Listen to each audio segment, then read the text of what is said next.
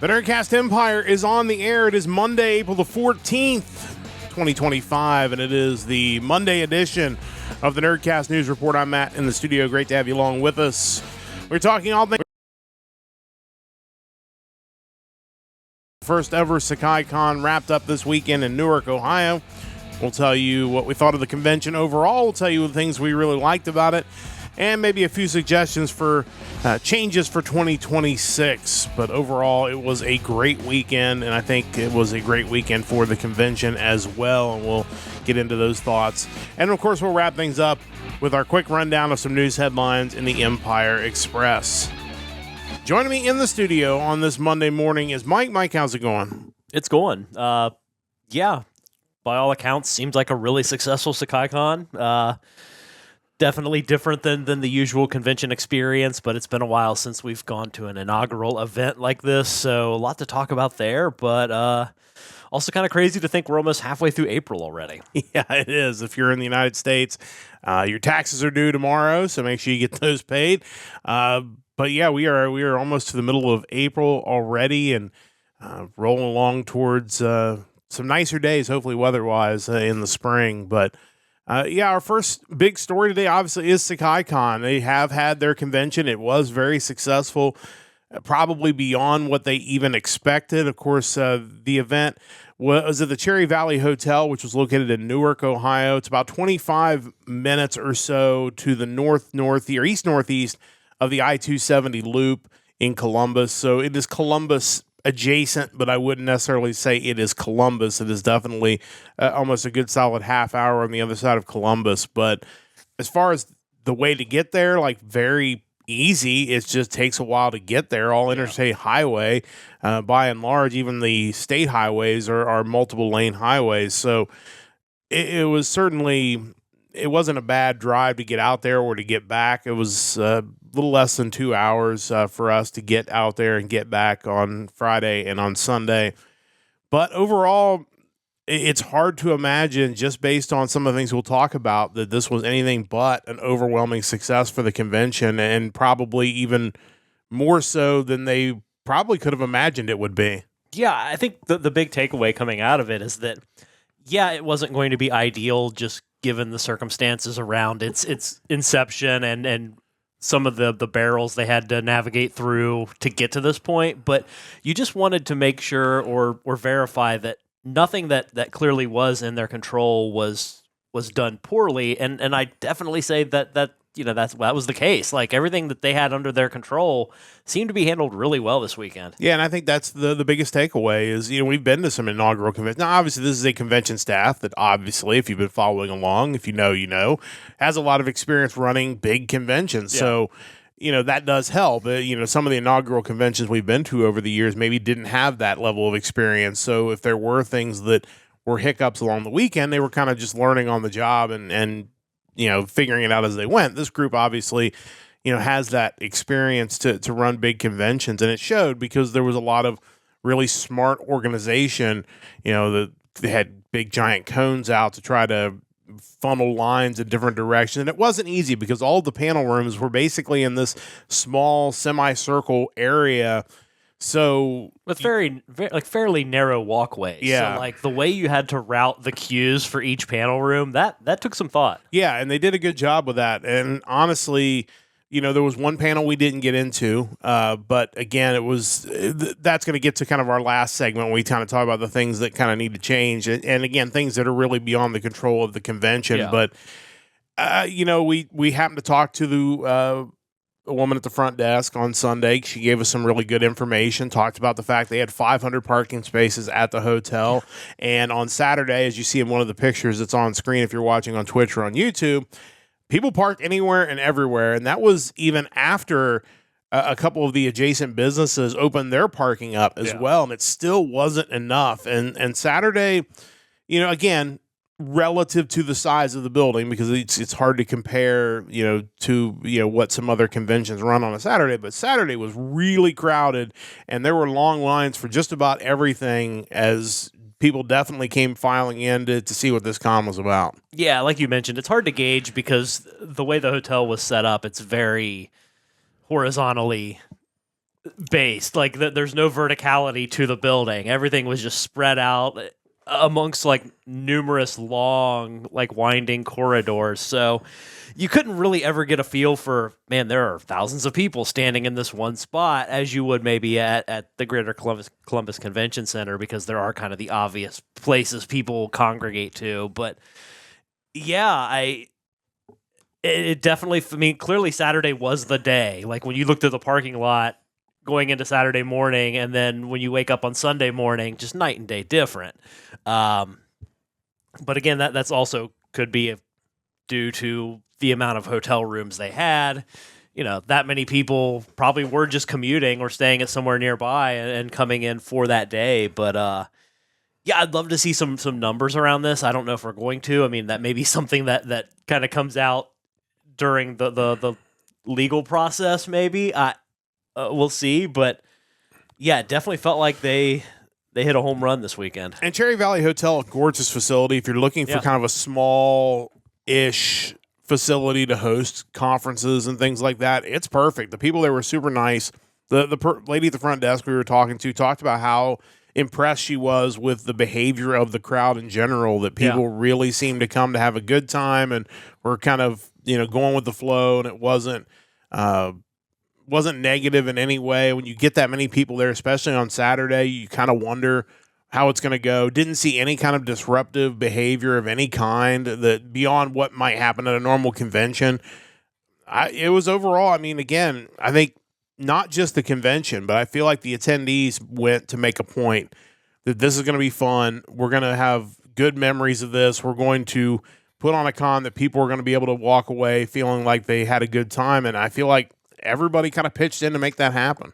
Yeah, I would agree. I don't know if this is the case, but this was kind of my feeling during the weekend, is that between the panelists and the convention goers, there was a sense of, this is the first year this thing's going on. This is going to be our convention. We're going to take some level of ownership, and maybe that lends into the more respectful behavior and no catastrophes or nonsense going on, is that people really wanted to represent the convention and the volunteers that a lot of people have really rallied behind during the mess of into 2013, 2014, or 2024, 2023, 2024, and ongoing, unfortunately.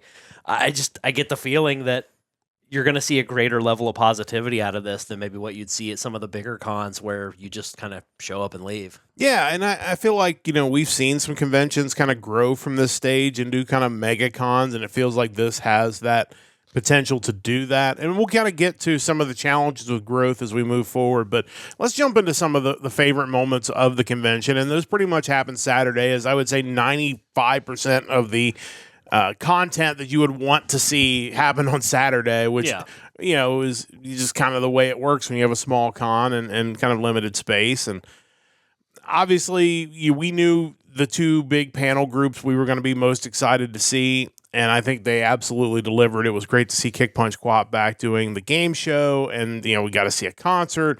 They did their Co-op Watch.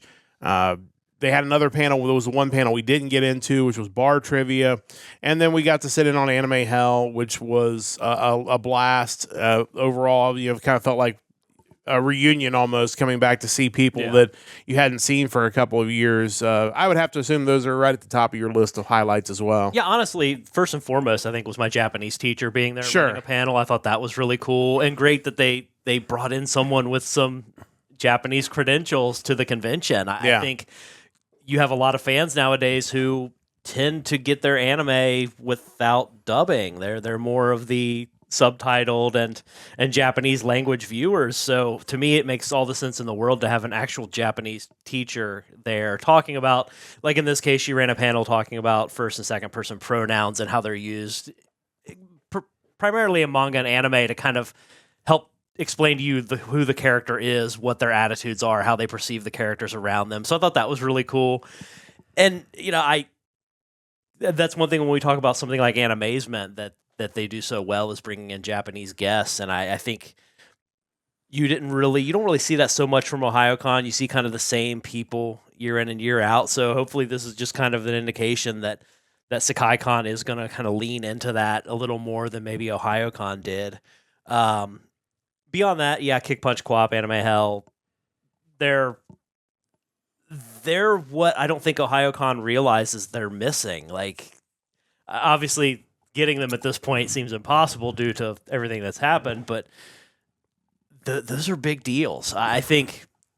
And I don't know what the younger or newer fans, how they perceive anime conventions or what they get out of it. But when you think of what the big events are at most anime conventions, they're not ones that involve voice actors or domestic guests necessarily. It's the masquerade, it's the dance, it's the rave, it's stuff like that doesn't involve guest participation. And for me, it's these fan panel groups. It's the guys that did the Anime Through the Decades panel. Yeah. It's like they didn't have to do it, but they did, and it provided some entertainment and some information for people that maybe are looking to expand their horizon of what they've watched, and in some cases just being able to find some of those anime that they talked about. So that was really cool. And you can't undervalue great fan panelists, and Anime Hell and Kick Punch Co-op just they nail it every time. And with the latter, the amount of panels they run, what you're getting for bringing them in is just so invaluable, especially in this case for a newer convention that needed content. Well, and we talked to people that specifically told us the same thing that we had said, is that, we're going to support the convention, get a badge, whether I go up or not, I don't know. And when they announced these two panel groups, people were like, well, I have to go now. Yeah. Like, now you've made this into a must-see convention. And, obviously there were people that had never seen the game show. It was very obvious based on kind of the reaction, and I think everybody was entertained by it, and that was good that you had new people. Probably the Anime Hell crowd had fewer first-timers, but again, that's going to get back to something we'll talk about in our last segment, just kind of a limited space to get people in there. But I think, it's a great way to kind of carry that feeling over the things that you really did like about OhioCon that for whatever reason they didn't value the same way. And because of that, now you can kind of bring that over and start kind of a new tradition with Sekaicon. And you got the vibe from both of those groups that as long as Sekaicon continues to produce conventions, that those guys are going to be on board with coming in to do content, which makes it so that I'd want to go to this convention every year if those guys are going to be doing content there. Yeah, and I think as the people running the convention, they should hope to basically lock these guys in to the point where if you want to see them, come to our convention. We're kind of the home of these groups. And it's funny about Anime Hell specifically, even though it was a smaller room, there was a certain charm to that I think you don't really get when it's in one of the giant like ballrooms essentially, and seeing Rich kind of how he reacts to people watching some of the classic clips, like it's like he's showing off his children to you. Yeah. Like, hey, look at my kid, he's awesome. It's just it's such a cool thing, and when you're in one of the larger rooms, you don't necessarily get that feeling. You don't see that firsthand, but both he and Kick Punch Co-op seem super excited to be back involved. It's kind of funny, like with Kick Punch Co-op, they were basically just running the material that they would have run at OhioCon had they continued there. But even to the point where maybe some of their slides still hadn't been switched over. But these are the things that to me make convention going fun. It's that enjoying a shared interest with people who otherwise are just normal people. Like they're not big name anything. They're just fans who put in the effort to entertain other fans. You can't beat it. Well, you mentioned the intimate room for Anime Hell. It felt very Rocky Horror Picture Show, where it's like everybody, the people who know are in on it, and they're, the long man, and the I'd say finish with the Don Hertzfeld piece, which is just a classic. It was just great to see all those classic clips on top of some new clips, obviously, that were dropped in there as well. But again, it just feels like seeing old friends for the first time, and for them, it's like bringing a new set of people into what you do, and it was really outstanding. But above and beyond that, like another thing, I think a lot of credit goes to Sekaicon. And again, I don't think we can understate enough the challenges these guys had because of the lawsuit, because of a lot of the, whether they were going to be able to put on a convention at all. Like, I would imagine there were a lot of things they had planned out for year one that maybe they either had to cut back on or pivot because they just simply didn't have the time or the budget to be able to do some of the things they wanted to do. And yet, if you didn't know any of that stuff was going on, I don't think you could have known that. Like, I think they did an amazing job of, I thought their staff was just really outstanding. They communicated really well, even to the point the panel we didn't get in on, like, a good maybe 5 or 10 minutes before the panel's supposed to go in, one of the staff members comes and says, hey, the line's cutting off here. If you're beyond this, you're probably not going to get in. Just want to give you a heads up. Here's some other things that are going on. So it was like, they were really proactive about kind of bad news that they had to deliver. And I think that's really well done. Again, you could tell there was experience there. They knew how to do it. But at the same time, even though you have experience, when you're now running this on such a smaller scale, that's some challenges too. And I thought they absolutely, that part of it, the staff, they just absolutely knocked it out of the park. Yeah, I have nothing negative to say in that regard. I think, like I mentioned before, anything that you felt that was under their control, they handled fine. It's just any kind of critiques or suggestions for improvements or changes simply come from they had what they had, and moving into year 2 and 3, maybe the means increase and new venues open up, possibly just things that can allow for a better experience that you can't really fault them for not having at their disposal this time. 100%. And that, I guess it's a good time, unless you have anything else to add on the positive side, we can kind of jump into some of that stuff. Yeah. And again, this would probably be a shorter list than about any other con we've gone to. And again, a lot of this, I would say almost all of it, is stuff that was completely out of their control. And so, when we mentioned, as Chris joins us this morning, good morning, Chris. As we talk about some of the things we'd like to see for 2026, again, this is in no way criticism, because like I said, I think everything that they could handle, as Mike said, was handled beautifully. Obviously, number one is I think they've already outgrown the facility. It kind of feels that way. And that's, I have to think they had to be high-fiving and just super excited about all that, because that was a beautiful hotel. Again, I was totally impressed with the staff and the people there and everything, but it is now already in year one clearly too small for this convention. Yeah, and I guess in some way that's what you hope to see if you're looking to build something new. It's a shame in a way, because there are some amenities and just kind of the design of the hotel makes having a convention there really cool. Yeah. There are a lot of really cool places for photo ops, a lot of scenic, like just random, like they have the pond in the back. They have just weird little courtyard areas. They had a fire pit, an indoor pool. So many just really ideal spots if you're doing like cosplay photo shoots that maybe you don't have the same kind of thing at the convention center. But if you want to keep running there, ultimately you'd end up having to cap the attendance, because it can't, if you're going to grow, it can't handle a whole lot more than what we have that right now. And the panel room situation, while I bet is really cool for any kind of corporate or business event, for really loud panels at an anime convention, not necessarily ideal. I didn't need to have a soundtrack to the game show, but there definitely was one. It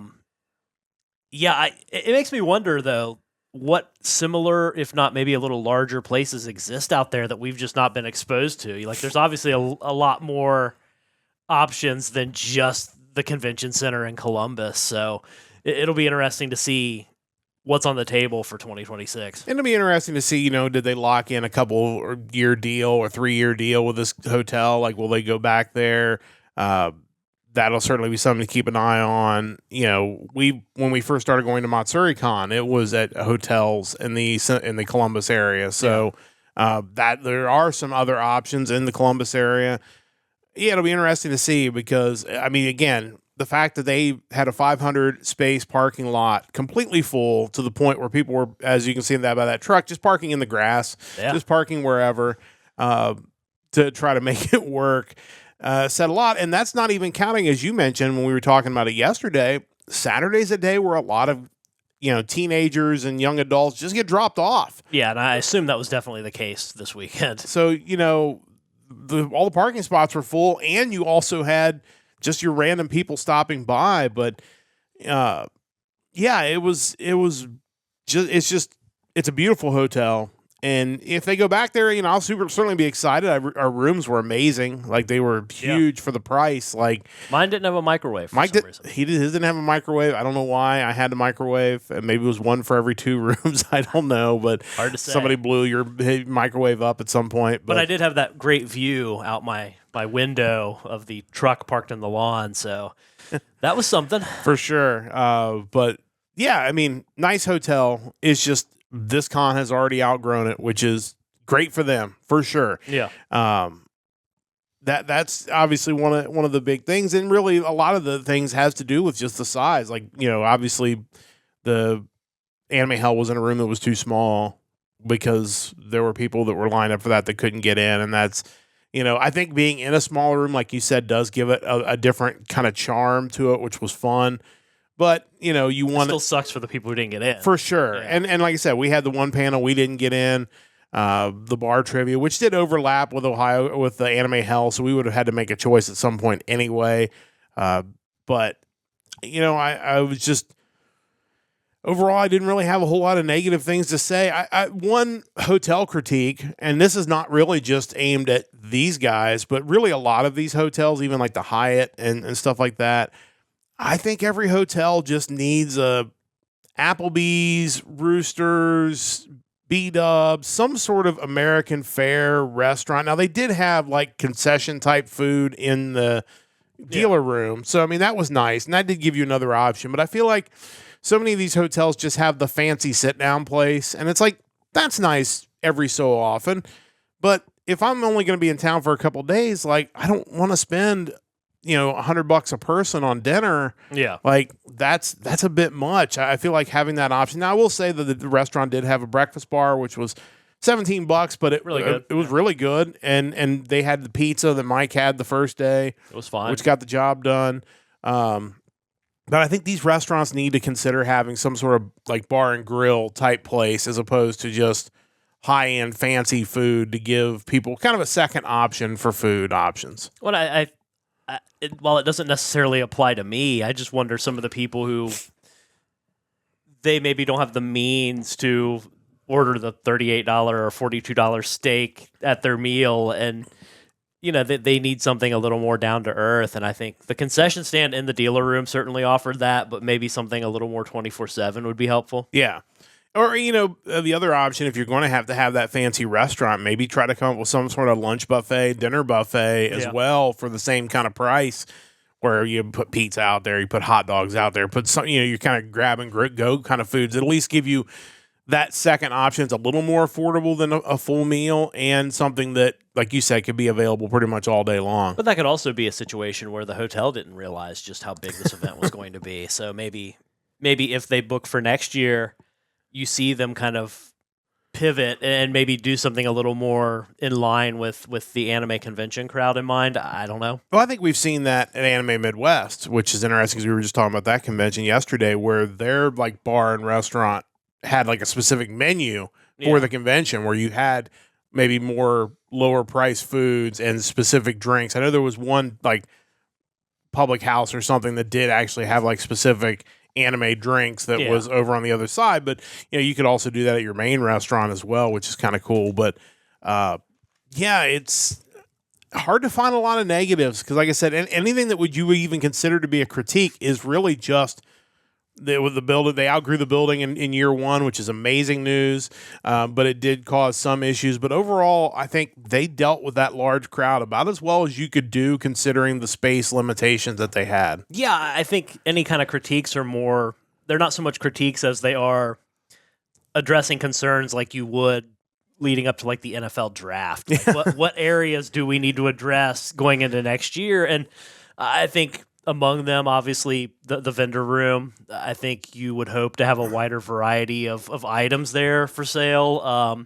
Again, probably not their fault given the window limited that time they were working with, but there are definitely some product availability issues and just kind of some staples that I think anime conventions need to have in their dealer room that we're missing. But again, not blaming them as much as saying, hey, if you're going into that next year, let's see how we can address that. I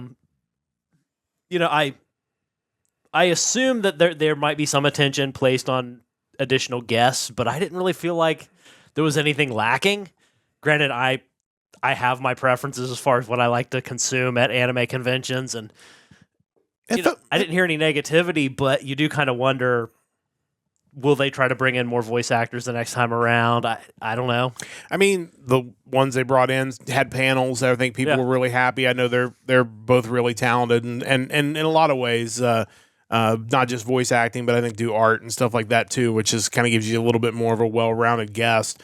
But that's the thing is, it felt like all the staple panels that you see at all the big conventions were there. So like whatever you were into, it felt like there was a track, which is the thing we always ask. It's like you can't please everybody, but if you can try to have enough varied programming that everybody kind of feels like they're getting their thing, I think people will walk away overall happy for the weekend. And I have a feeling, just based on social media reaction, the overwhelming sentiment is positive, which is even for the best conventions is unusual, because usually even like the really well-run conventions, there's going to be a few complaints, but I haven't seen hardly any. No, nor have I. And again, given the drama that surrounded the birth of this convention, I'm really surprised there hasn't been a little bit out there, even if it was unwarranted. I kind of expected to see something, and I haven't. Yeah, really, really great weekend. It was great to see Matsuri-Con there. Clearly, they're going to be working with Sekaicon.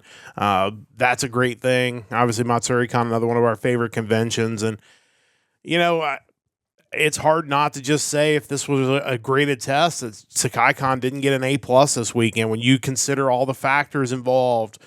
And you have to grade on an understanding of everything this group had to overcome to get to this weekend. They absolutely knocked it out of the park, and I'm so excited to see what year 2 looks like for this convention. Yeah, and one other area that maybe I would critique a little bit is I kind of want to hear more from these guys, and I don't know if part of that is just with the pending legal issues still ongoing that they're less likely to be more vocal online. Yeah. But I don't want this to feel like OhioCon 25 when once the convention ended, it was just radio silence from them. I don't want that to be the case. I don't know how much they would have put themselves out there, but you kind of want to hear more and kind of still feel like you're part of this event even after it's ended. Yeah, and to be fair, we didn't stick around for closing ceremonies just because there wasn't really enough panels in between to justify, and we had to get back for our music podcast last night. But yeah, hopefully they do continue to kind of be out there, and I'd certainly love to talk to them somewhere down the road. Again, I'm going to guess that a lot of interview type stuff's going to hold off until this trial is all finished, because they don't want to. Which could be a long time from now. Could be into 2026 if there's not mediation there. But yeah, totally. And the fact OhioCon is planning to run in 2026 kind of tells me there won't be mediation. I'm guessing not, because I don't see any way they could do that without coming out ahead in that. But that does bring up one last positive, is there was almost no dunking on OhioCon during the event. And it would have been so easy to do so easy. Yeah.